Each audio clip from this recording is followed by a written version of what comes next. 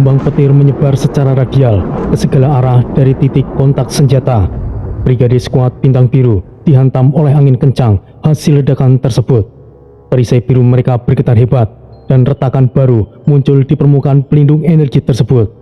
Tanah di bawah titik tumbuh kaki Tori dan Tang Yin amblas ke bawah sedalam beberapa puluh meter, membentuk kawah mikro baru. Lava yang berada di dekat mereka menyembur tinggi ke atas, berputar di udara mengikuti pola pusaran energi sebelum jatuh kembali ke permukaan. Teknik tusukan naga mengamuk dilepaskan. Tori menghantamkan ujung tombaknya ke permukaan tanah secara vertikal, menyebabkan petir emas berukuran besar menyambar langsung ke bawah menuju retakan. Ledakan listrik menghantam seluruh area tengah arena. Wah, tanpa kompromi ya. Teknik tombak yang sangat berat. Tang Yin tidak memberikan jeda sedikit pun untuk Tori mengatur nafas. Ia segera memutar pedang hitamnya dengan kecepatan tinggi di atas kepala, menyebabkan aura gelap di sekelilingnya mengental dan membentuk partikel energi yang padat.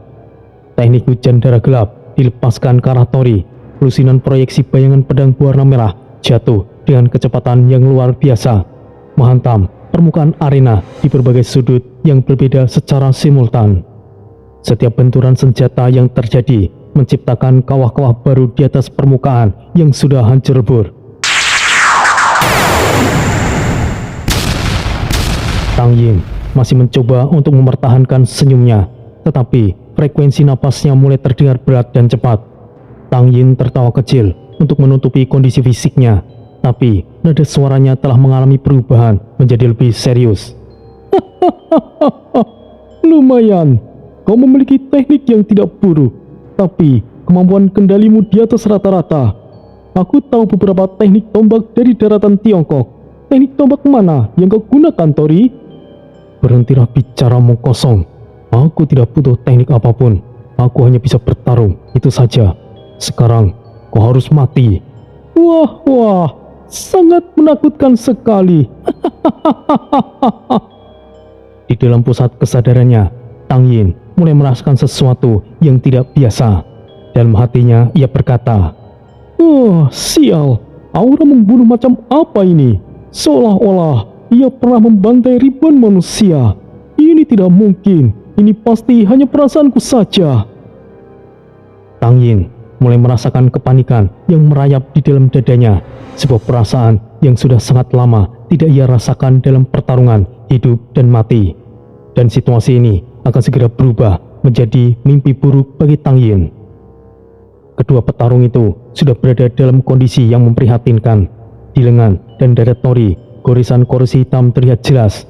Energi gelap Tang Yin terus menggerogoti lapisan aura pelindung Tori secara agresif. Setiap kali Tori menggerakkan ototnya, luka korosi itu mengeluarkan asap hitam yang menyengat. Tori berusaha menahan penyebaran racun tersebut dengan mengalirkan panas energi emas dari inti tubuhnya. Di sisi lain, Tang Yin juga mengalami luka yang parah. Luka bakar akibat energi emas menghitam di permukaan kulitnya, menyebabkan beberapa bagian dagingnya pecah dan mengeluarkan darah segar. Nafas mereka terdengar berat dan tersengal di tengah suara gemuruh alam yang mengamuk. Namun, tidak ada satupun dari mereka yang menunjukkan niat untuk mundur. Tang Yin masih mampu bergerak dengan kelincahan yang mengejutkan. Pedang hitam di tangannya berputar dengan menyabet secara konstan.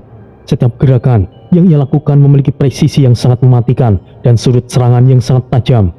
Bilah pedang itu bergerak dengan cepat, menyasar ke titik-titik vital Tori dari celah-celah yang sempit. Energi racun gelap yang melapisi pedang tersebut terus menekan aliran energi internal Tori. Benturan logam terus terjadi, menciptakan percikan api yang sangat terang. Anehnya, setiap kali terjadi benturan, aura emas di tubuh Tori justru semakin liar dan tidak terkendali. Amarah Tori meningkat seiring dengan tekanan di sekelilingnya yang semakin berat. Tang Yin menyadari perubahan ritme itu dan segera memanfaatkan jarak. Ia melompat mundur beberapa meter, lalu dalam hitungan detik kembali melesat maju dengan tusukan cepat yang mengarah tepat ke leher Tori. Tang Yin menunjukkan senyuman tipis di wajahnya yang pucat. Meskipun darah terlihat merembes dari sudut bibirnya, ia mengatur nafasnya sejenak sebelum berbicara dengan nada yang meremehkan. Ya, kau pantas mendapatkan pengakuanku. kau cukup kuat, Tori. Pertarungan terus berlanjut dengan intensitas yang semakin brutal. Tang Yin mengayunkan pedangnya dengan gerakan menyabet dari arah bawah ke atas, mengarah tepat ke arah Tori. Kemudian Tori memutar tubuhnya ke arah samping untuk menghindari jalur serangan tersebut, sambil secara bersamaan mengayunkan tombaknya secara horizontal untuk menghalau energi sisa yang mendekat. Tang Yin kembali melompat mundur untuk menjaga jarak. Pada saat yang bersamaan, sebuah letupan lava menyembur dari retakan tanah tepat di antara mereka, memercikkan cairan api ke segala arah. Tori terus bergerak dengan sisa tenaganya, menangkis sebagian besar serangan yang datang ke arahnya. Suara dentuman logam terus bergema secara beruntun. Namun, salah satu tusukan cepat Tang Yin berhasil lolos dari pertahanan Tori. Bilah pedang hitam itu menggores bahu Tori dengan luka yang cukup dalam. Darah merah mengalir deras dari luka tersebut. Kemudian Tori mundur beberapa saat. Ia berbicara dengan suara yang berat, rendah, dan penuh dengan tekanan yang mengintimidasi. Tang Yin, ada satu hal lagi. Kau juga harus membayar atas ketidaksopananmu di makam Raja Zerzura.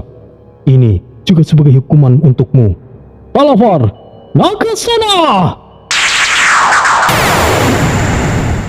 Tombak naga emas yang berada di tangan kanan Tori tiba-tiba lenyap, digantikan oleh kemunculan penuh pedang Talafar Nagasona.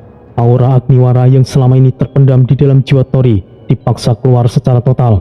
Pedang legendaris itu bergetar hebat dengan mengeluarkan suara dengungan yang rendah yang menggetarkan udara.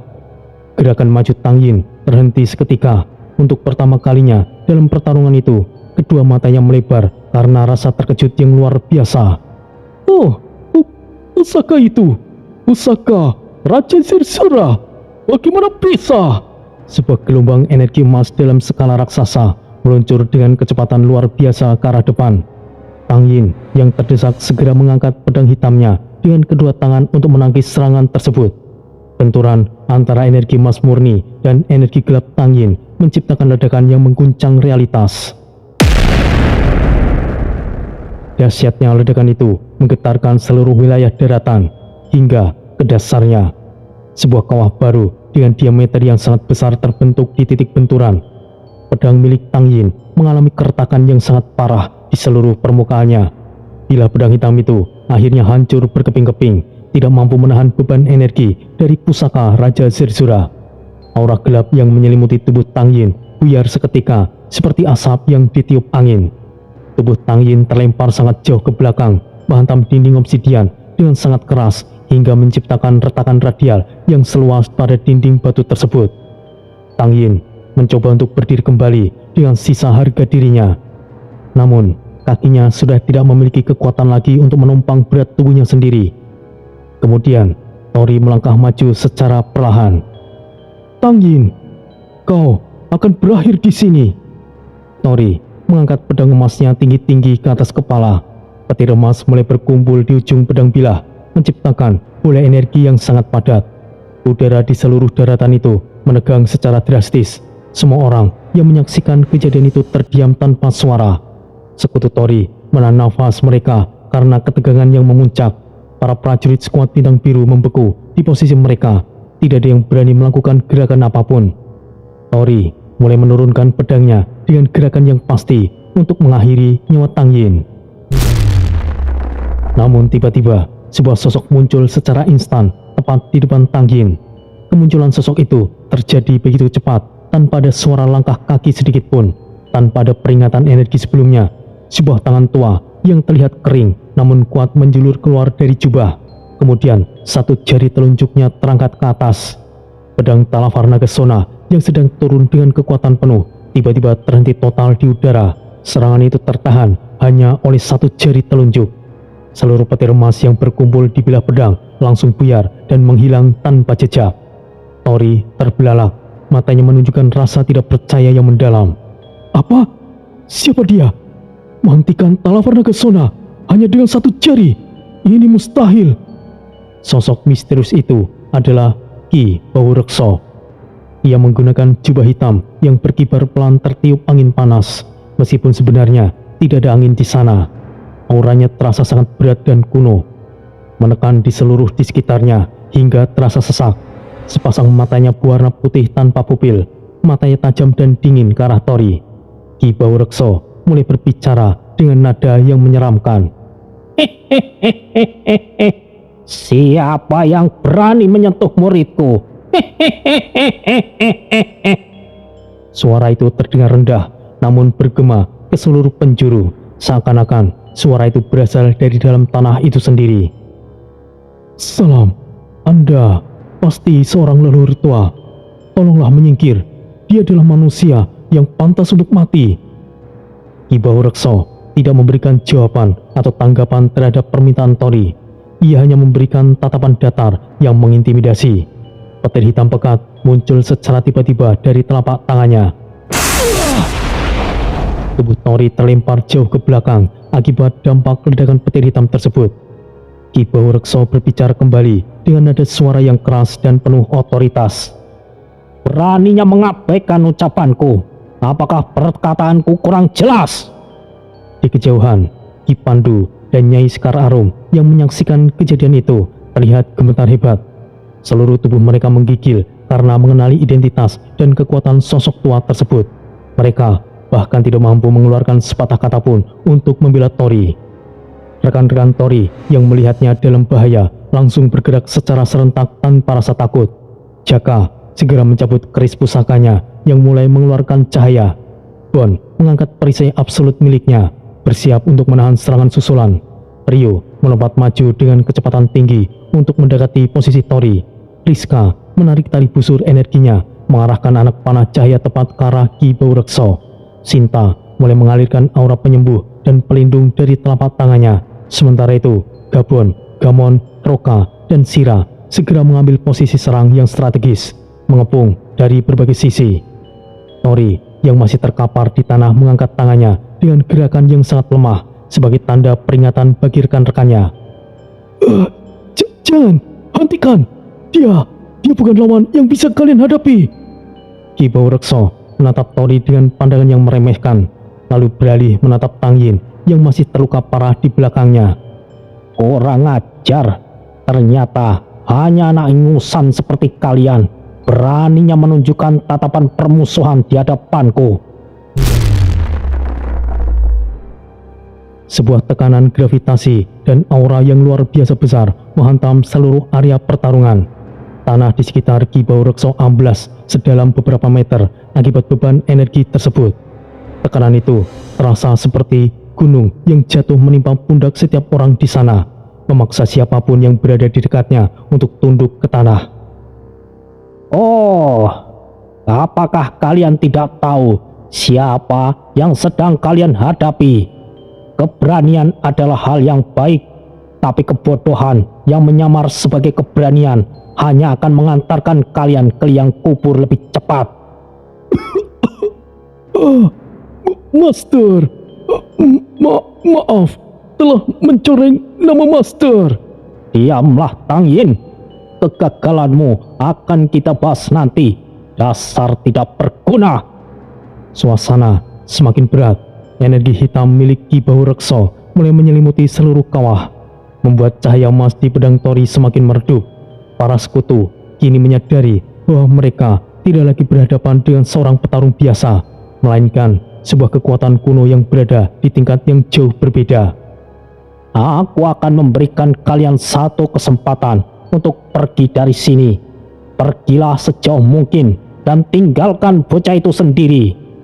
Jaka yang berdiri paling depan berbicara dengan berani. Kami tidak pernah akan meninggalkan rekan kami.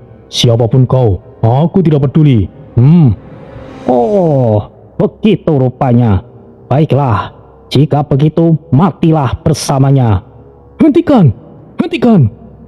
Jika kau menginginkan aku, maka jangan sentuh rekan-rekanku. Siapa kau berani memerintahku? Oh, ternyata kau masih bisa berdiri. Menarik. Baiklah, sejauh mana kau akan bisa bertahan?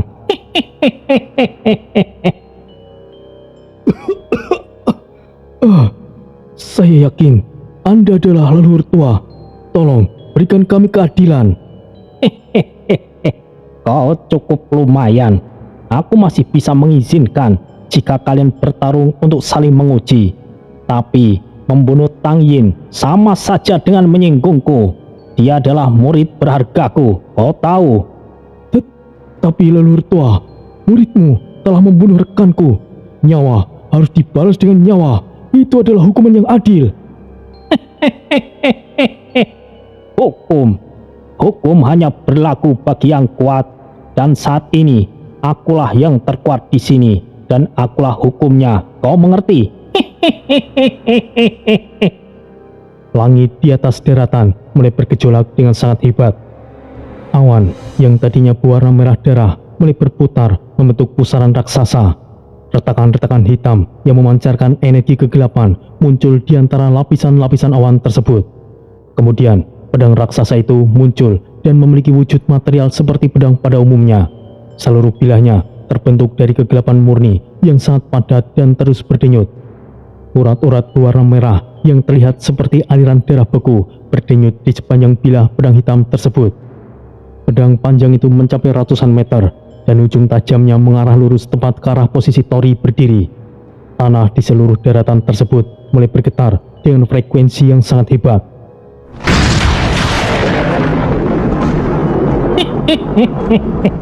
Karena kalian telah menyinggungku, maka ini adalah hukuman kecil dariku. Jika kalian selamat, maka di masa depan jangan pernah lagi menyinggung master tua ini.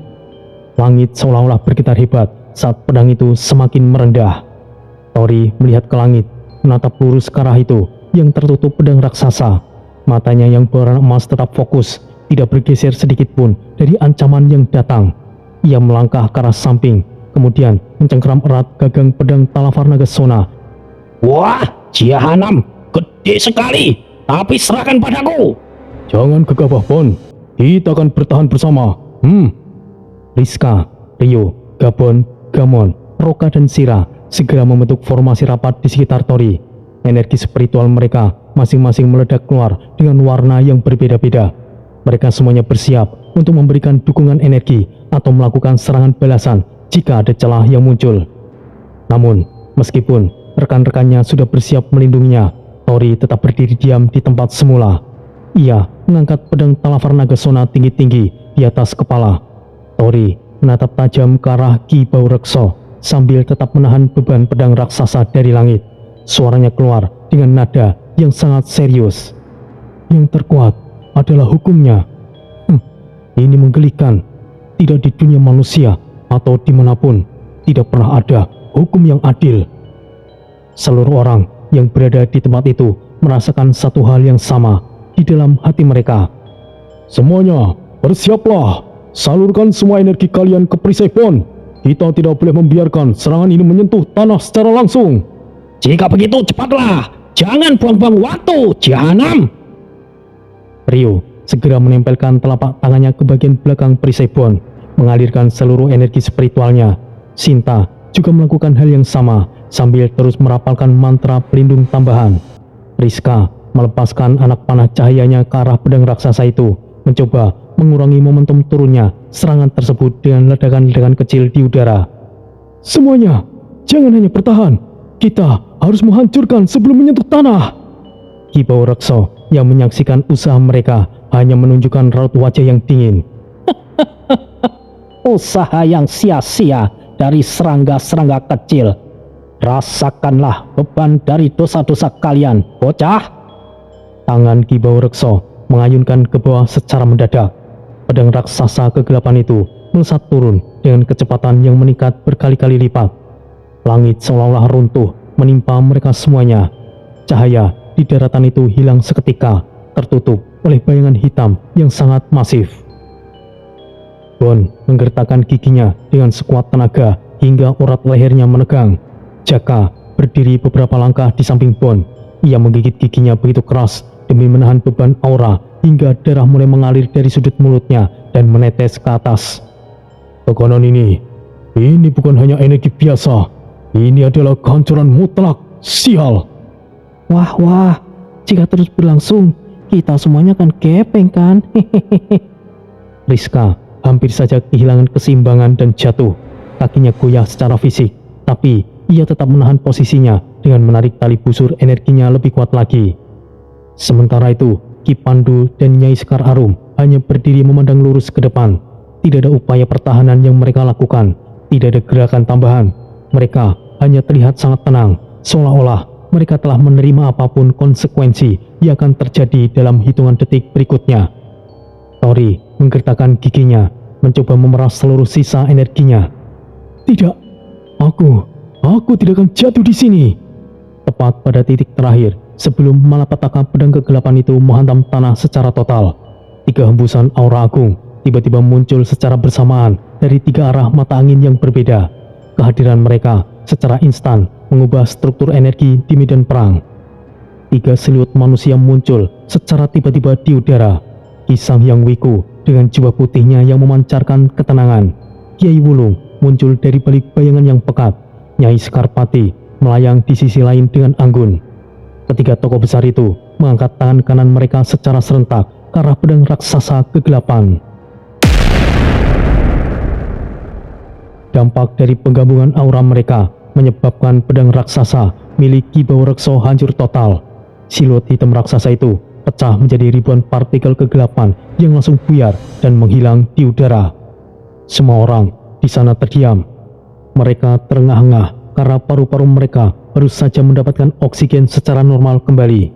4 leluhur tua kini saling berhadapan di udara dan di tanah.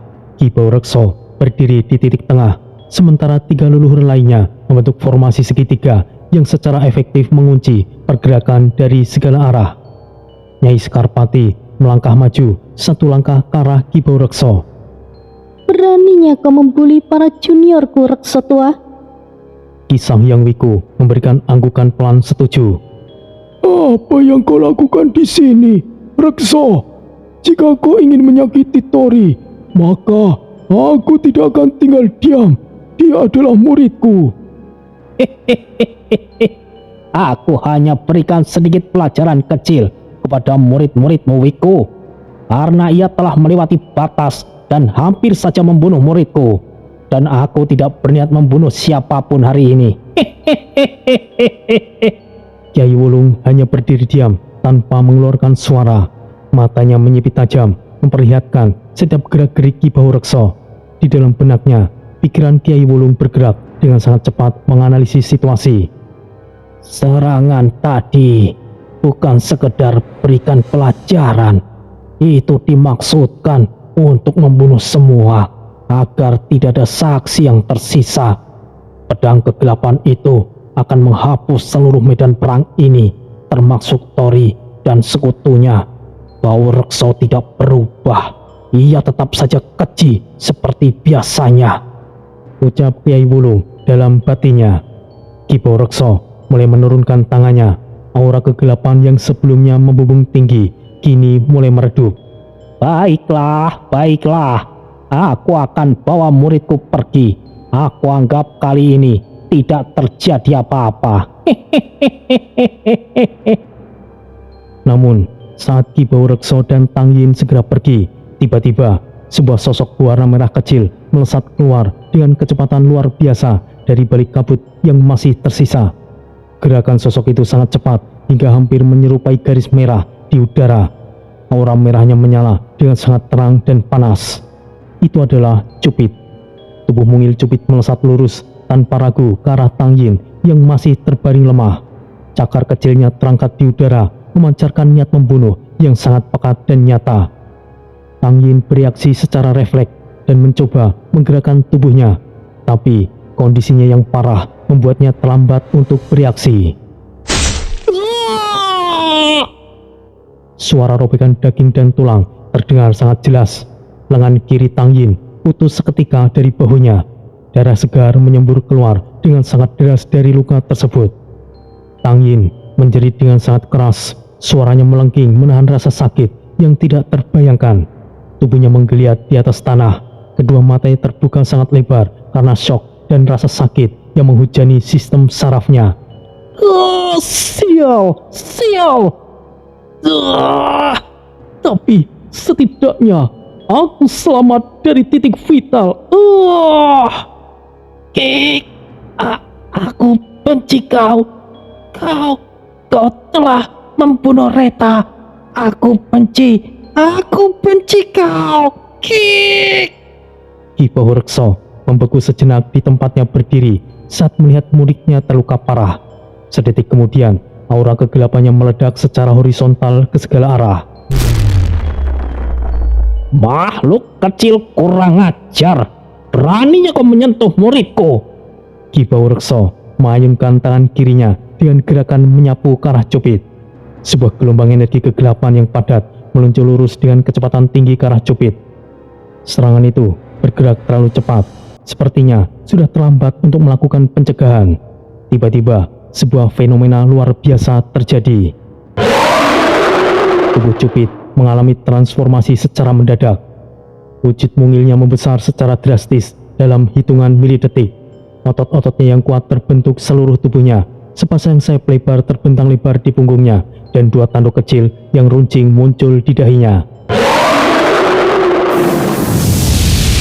Ki Bahurekso bahkan terdorong mundur beberapa langkah akibat tekanan balik tersebut. Untuk pertama kalinya dalam pertemuan itu, tubuh sang leluhur tua itu nampak goyah dan tidak stabil. Tori bergumam dengan nada yang penuh tidak kepercayaan. Cupid. Di dalam alam kesadaran Tori, suara Troy kembali bergema dengan nada bicara yang terlihat sangat serius, namun ada sedikit nada antusias. Keturunan sejati iblis merah telah muncul. Aku tidak menyangka bahwa itu adalah iblis kecil yang bernama Cupid. Ini mustahil. Iblis merah adalah ras kuno yang telah punah. Darah mereka membawa api abadi yang bisa membakar dimensi.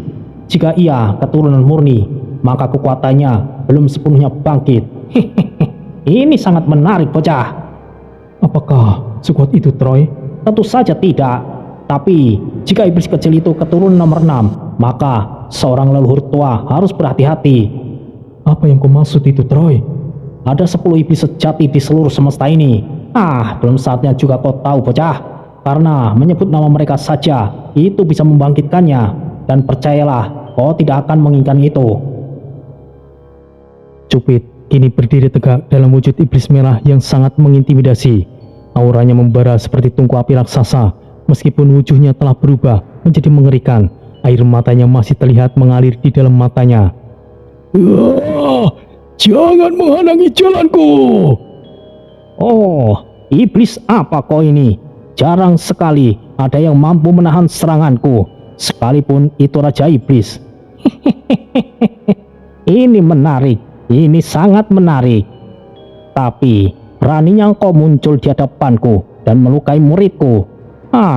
Aku tahu kau bukanlah iblis belaka. Sepertinya aku harus menangkapmu. Kematian Tang Yin adalah satu-satunya hal yang aku inginkan. Ki Sang Hyang Wiku mencoba menengahi situasi yang semakin kacau. Rekso, ini sudah cukup. Jangan memperarah keadaan ini. Iblis itu sedang dalam kondisi emosional yang tidak stabil. Dan yang pasti, ia berada di pihak kita. Jangan mempersulit ini, Rekso. Namun, Ki Bahurekso sama sekali tidak mendengarkan. Ia justru melesat maju ke arah Cupid dengan kecepatan yang membelah udara. Pertarungan antara leluhur tua dan keturunan iblis merah itu pun pecah dengan intensitas yang melampaui duel Tori dan Tang Yin sebelumnya. Cahaya hitam dan merah bertabrakan secara konstan di udara, menciptakan kembang api kematian yang mengerikan. Siapa Cupid sebenarnya bagi sejarah semesta? Dan apa yang akan terjadi selanjutnya jika kekuatan penuhnya benar-benar bangkit di tempat itu yang masih menjadi misteri besar yang terus menghantui pikiran semua orang yang berada di sana? Tang Yin harus mati! Tang Yin harus mati! Suara teriakan itu menggema dengan vibrasi yang sangat kuat di seluruh daratan. Makhluk kecil, apakah kau tidak tahu sedang berhadapan dengan siapa? Di sisi lain medan tempur yang gak jauh dari pusat konflik, Tori berdiri dengan posisi tubuh yang tegang dan waspada. Kedua tangannya mencengkeram erat senjata Talavar Nagasona hingga kuku-kuku jarinya memutih. Tori berbicara dengan nada yang menunjukkan sedikit rasa tidak percaya pada apa yang dilihatnya. Dia, Cupid masih berdiri. Dia tidak akan berhenti meskipun tubuhnya hampir hancur. Jahanam, kecil itu sungguh gigih. Energinya sungguh tidak stabil, tapi dorongan emosionalnya menahan tubuhnya tetap berdiri. Salah satu leluhur tua, Kyai Wulung, yang mengamati dari posisi aman, akhirnya berbicara dengan suara yang berat dan penuh pengalaman. Makhluk itu bertahan bukan karena kekuatan, tapi hanya dengan tekad saja, sungguh luar biasa. Nyai Sekarpati membalasnya. Ini sangat berbahaya bagi dirinya maupun sekitarnya. Kita harus menghentikannya segera. Cupid masih terus mengamuk dan seolah tidak terhentikan. Tang Yin harus mati! Tang Yin harus mati! Oh, kau keras kepala juga, iblis kecil. Baiklah, aku tidak ingin main-main lagi denganmu. Sebuah hantaman menciptakan dentuman yang sangat keras hingga terdengar ke seluruh penjuru wilayah. Cupid terkapar di tengah kawah yang baru saja terbentuk. Permukaan tanah di bawahnya retak hingga lebih dalam lagi, mencapai lapisan bawah tanah hingga menyebabkan lava tipis menyembur keluar dari celah-celah baru tersebut. Tang Yin yang posisinya berada di belakang Ki Bau Rekso masih berusaha menahan rasa sakit dari luka-lukanya sendiri. Makhluk kecil keparat. Sial! Ki Bau Rekso menghela nafas pelan, seolah bosan dengan kegigihan yang ditunjukkan oleh lawannya. Kau tidak akan bisa menang, iblis kecil. Tang Yin harus mati. Tang Yin harus mati. Tori memecah keheningan dengan berbicara kepada rekan-rekannya. Dia, Cupid, benar-benar luar biasa. Kesetiaannya tiada tanding.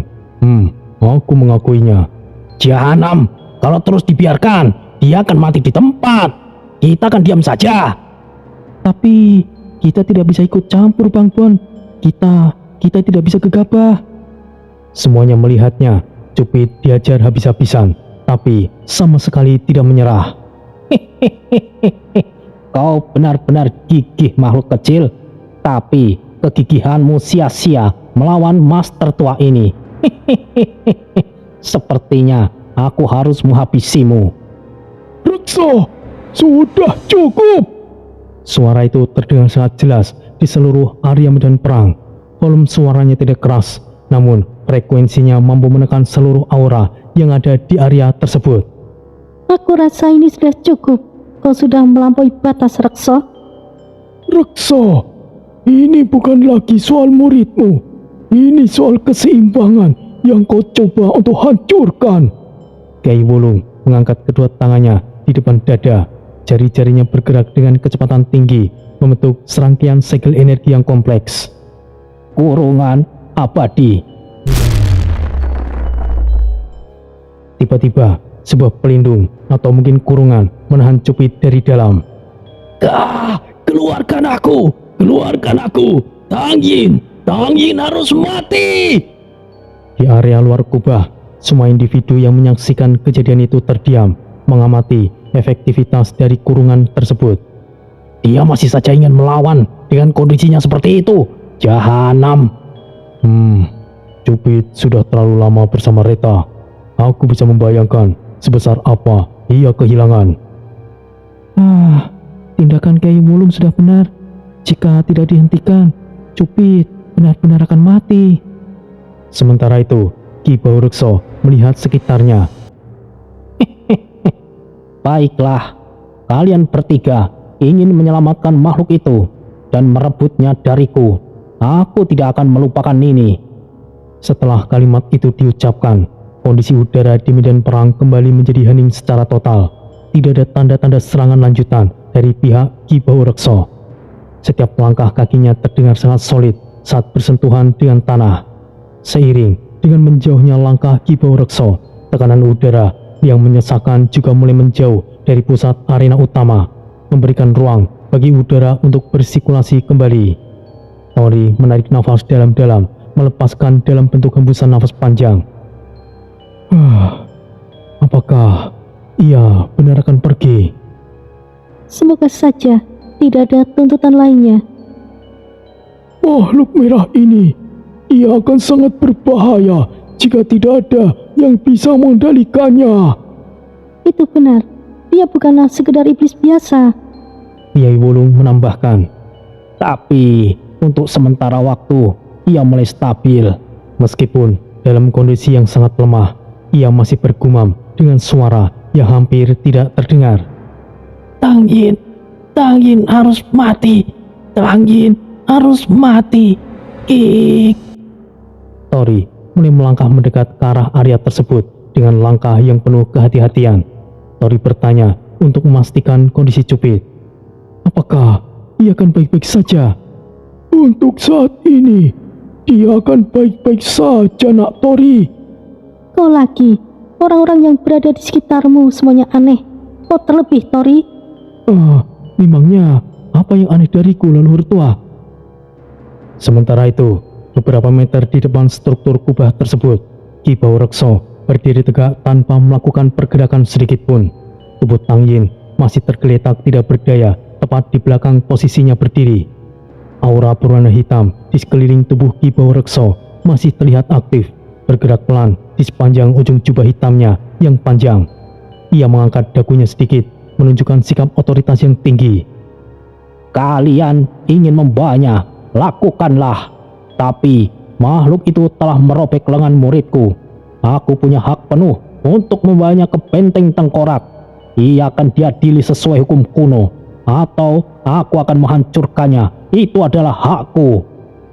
Rekso, hukum kuno yang kau sebut itu berlaku di wilayahmu, di benteng tengkorak, bukanlah di sini. Cupid bukan lagi makhluk liar yang bisa kau bawa. Ia adalah pelindung seseorang. Mengambilnya itu berarti memutus ikatan mereka. Dan kau tahu konsekuensinya, Rekso. Kenapa kau tidak pergi? Aku kira kau telah pergi. Aku tahu, kau sangat licik, Rekso. Jangan berpura-pura lupa. Muridmu Tang Yin yang memulai rangkaian semuanya ini dengan membunuh seseorang. Dendam ini lahir dari tindakan muridmu sendiri. Jika kau membuat Cupid sekarang, kau bukanlah menyelesaikan masalah, kau menyalakan api yang lebih besar. Tori dan sekutunya tidak akan tinggal diam, dan kau tahu betul, mereka bukan anak ingusan yang bisa kau injak-injak seenaknya. Bau Rekso, kau bisa mencobanya mengambil sekarang, tapi kau harus melewati kami bertiga. Dan kau tahu, itu bukan pertarungan yang kau inginkan hari ini. Cupid adalah bagian dari kami. Ia tidak akan bisa kau bawa karena muridmu terluka. Jika kau benar-benar ingin hukum, maka hukumlah Tang Yin atas perbuatannya. Nyawa dibalas dengan nyawa. Itu hukum yang lebih adil daripada omong kosongmu itu. Kau sungguh berani dengan mulutmu itu, bocah. Baiklah. Kali ini aku akan mengalah.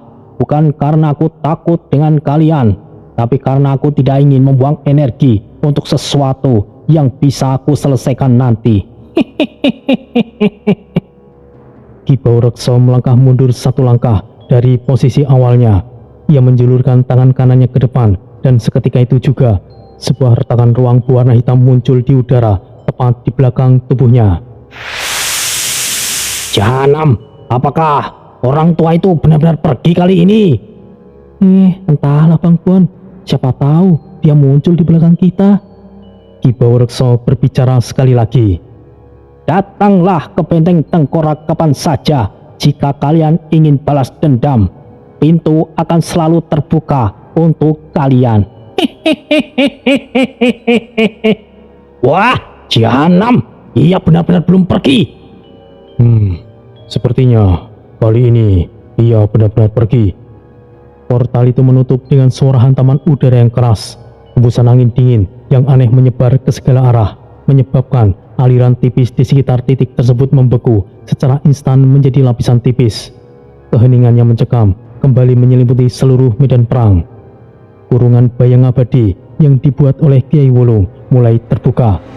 Cupid memukul dinding kubah yang mulai memudar itu menggunakan cakar kecilnya yang lemah. Cupid langsung jatuh berlutut. Kik! Sudah cukup, tenangkan dirimu Cupid. Tori berbicara dengan nada suara yang sangat pelan dan menenangkan. Pertempuran telah berakhir sepenuhnya.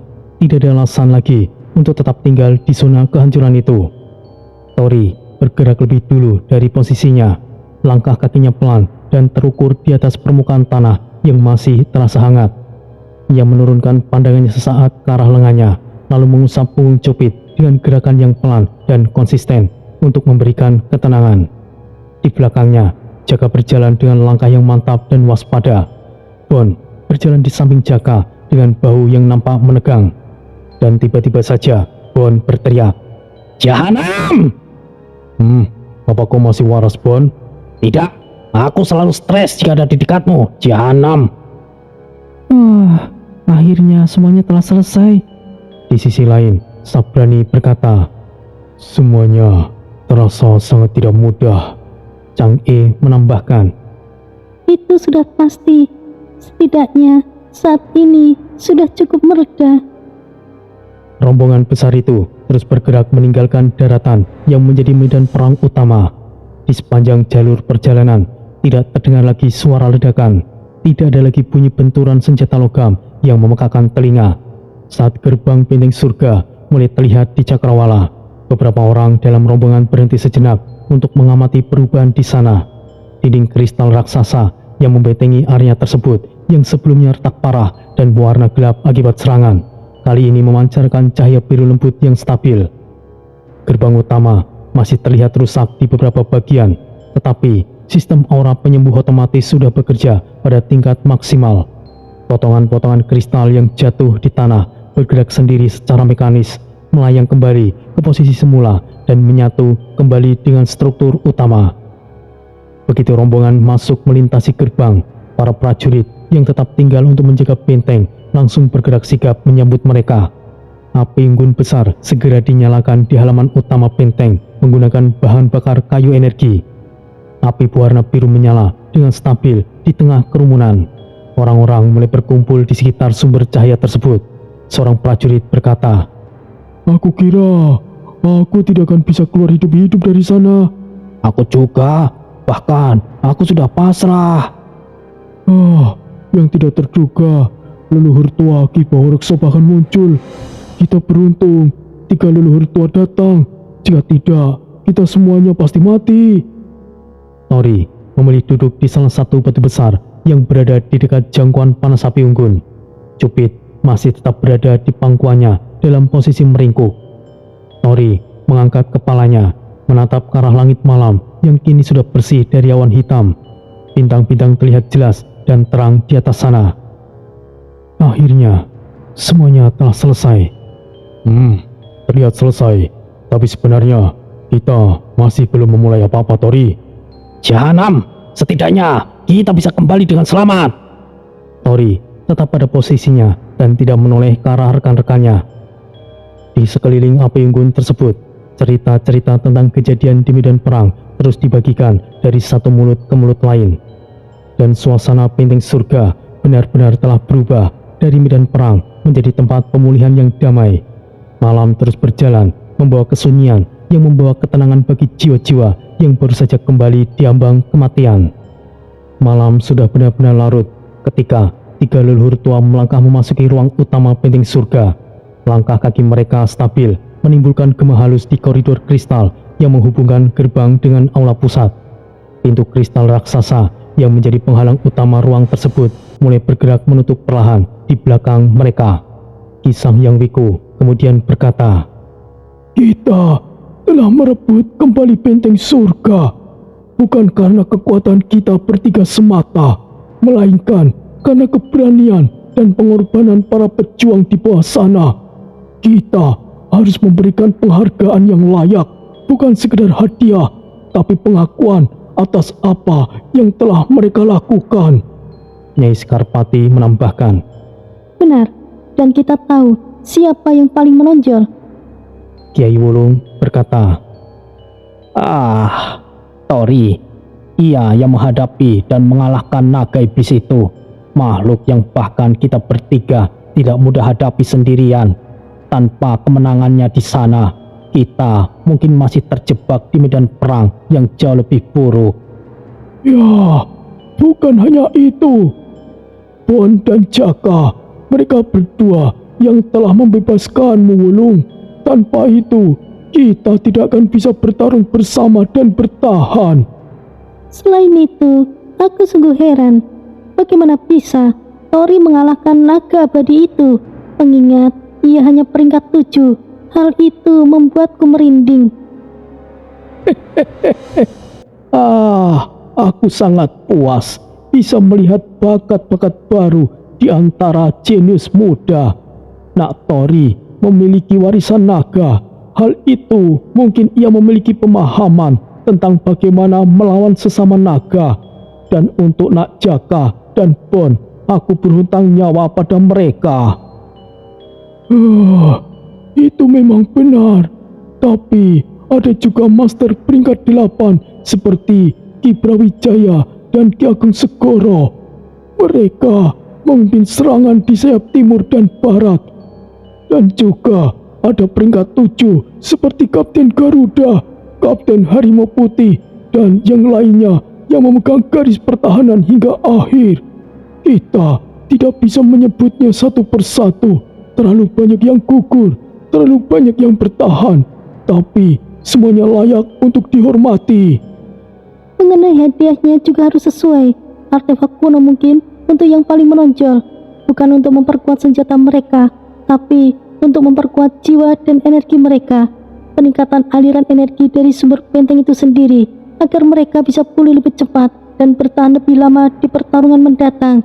Dan posisi baru, terutama untuk Tori, Bon, dan Jaka. Mereka pantas memimpin sebagai dari benteng ini. Tapi itu tidak sekarang. Kita berikan mereka waktu istirahat lebih dulu. Sampai besok lusa, saat api unggun masih hangat dan luka-luka mulai kering, kita akan panggil mereka ke sini. Biarkan penghargaan itu datang sebagai kejutan yang tulus, bukan sebagai formalitas. Tapi kita harus tetap waspada. Ki Baurekso mundur, tapi dendamnya tidak akan benar-benar pergi. Benteng Tengkorak masih ada di sana, dan portal bisa terbuka kapan saja. Kita lebih tahu seperti apa itu Rekso. Untuk malam ini, biarkan mereka menikmati waktu mereka. Besok, kita ingatkan mereka bahwa kemenangan ini bukanlah akhir. Ini hanyalah awal dari tanggung jawab yang jauh lebih besar. Baiklah, maka kita sepakat.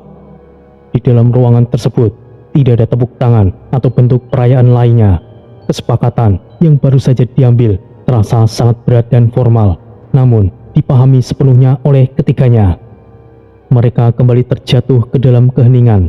Tatapan mereka semuanya sama, secara bersamaan mengarah ke arah pintu ruang utama yang masih tertutup rapat. Di balik dinding tebal dan lapisan energi tersebut, struktur benteng surga masih melakukan proses pemulihan mandiri secara invasif. Di luaran sana, api unggun masih menyala terang. Suara tawa kecil yang jarang terdengar, suara-suara pertukaran cerita pertempuran, dan suara gesekan kain perban yang ditarik untuk membalut luka masih terdengar sangat samar menembus lapisan pelindung energi ruangan tersebut. Di dalam ruangan utama, mereka bertiga tetap duduk dalam posisi tegak sempurna. Rasa syukur atas keberhasilan mempertahankan benteng terasa sangat kuat di antara mereka. Kiai Wulung menggeser posisi tangannya, merasakan aliran energi dari lantai marmer yang mulai memanas karena aktivasi benteng. Ia menatap ke arah langit-langit, ke arah kristal utama yang kini bersinar lebih terang. Ki Sang Yang Wiku, matanya tertutup, pikirannya sudah bergerak jauh melampaui malam itu, merencanakan langkah-langkah pertahanan yang lebih kompleks untuk mengantisipasi jika saja benteng Tengkorak menyerang. Nyai Skarpati kembali merapikan selendangnya. Ia berdiri sejenak dari singgasananya, berjalan mendekati dinding marmer dan meletakkan telapak tangannya di sana. Ia bisa merasakan denyut kehidupan benteng yang mulai kembali normal secara bertahap. Ketiganya kemudian kembali pada posisi masing-masing, menjaga keheningan ruangan utama yang suci tersebut, sementara dunia luar perlahan-lahan mulai tertidur dalam pelukan rasa aman yang sangat singkat.